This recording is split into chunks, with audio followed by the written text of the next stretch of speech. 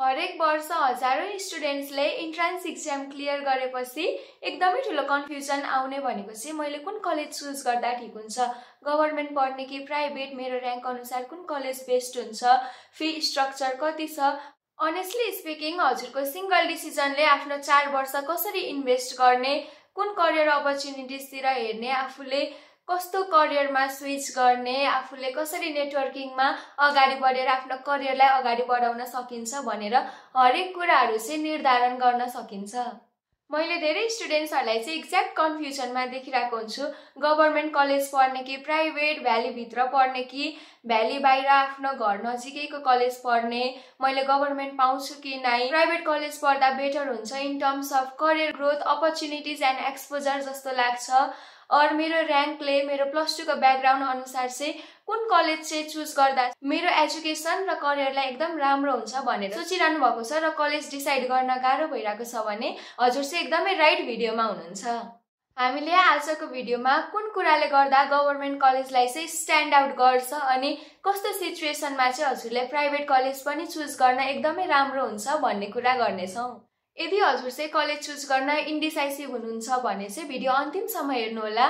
हजुरले video complete हेरिसकेपछि चाहिँ एउटा क्रिस्टल क्लियर आइडिया हुन्छ आफ्नो 4 वर्ष चाहिँ कहाँ इन्भेस्ट गर्ने भनेर।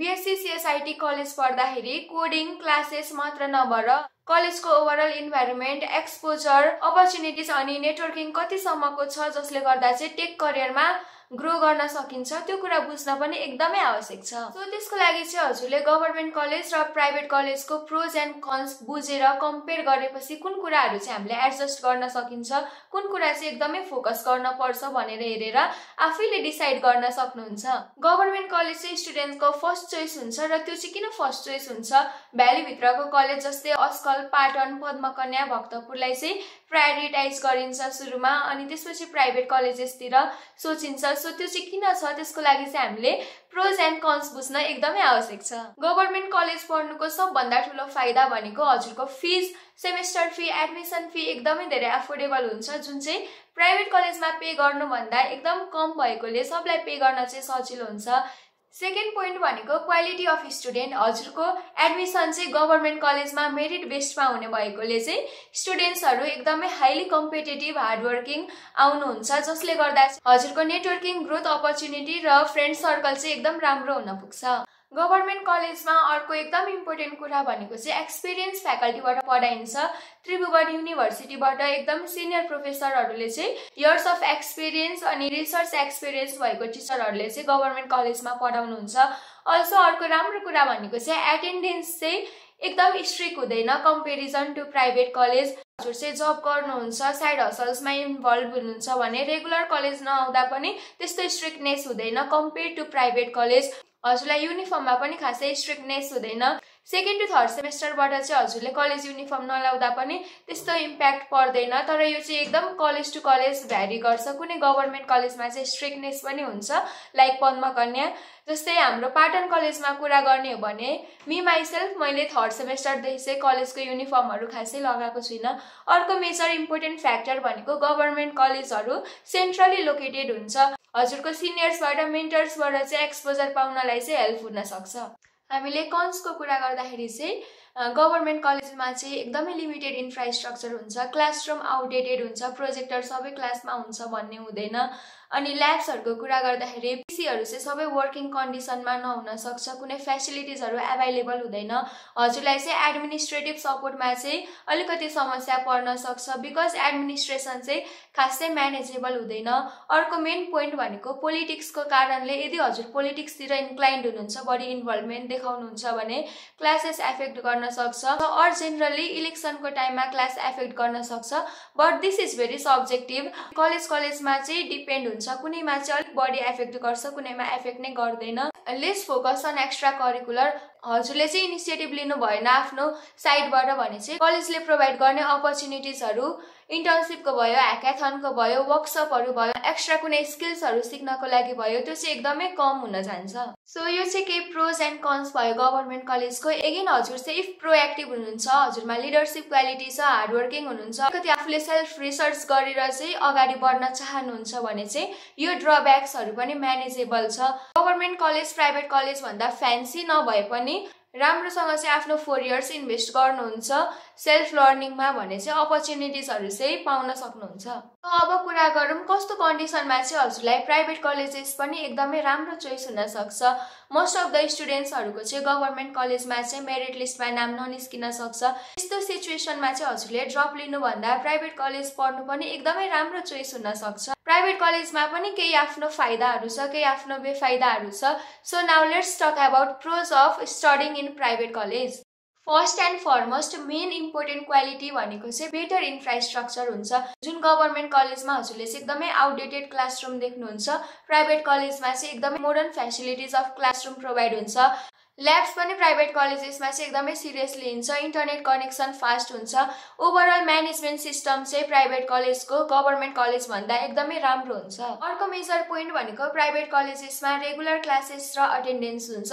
अटेन्डेन्स गभर्मेन्टमा पनि रिक्वायर्ड हुन्छ, बट जति प्राइभेटमा स्ट्रिक्टनेस हुन्छ त्यति गभर्मेन्टमा चाहिँ अलिक हुँदैन। युनिफर्ममा स्ट्रिक्टनेस पाउन सक्नुहुन्छ। पोलिटिक्स हुँदैन कलेजमा, जसले गर्दा हजुरको स्मुथ लर्निङ एक्सपिरियन्स हुन्छ।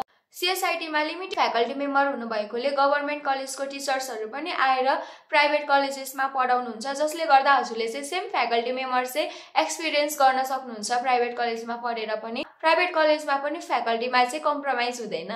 अर्को मेजर पोइन्ट जसले चाहिँ प्राइभेट कलेजलाई गभर्मेन्ट कलेज भन्दा स्ट्यान्ड आउट गराउनुको रिजन चाहिँ प्राइभेट कलेजमा चाहिँ राम्रो अपर्च्युनिटी प्रोभाइड हुन्छ।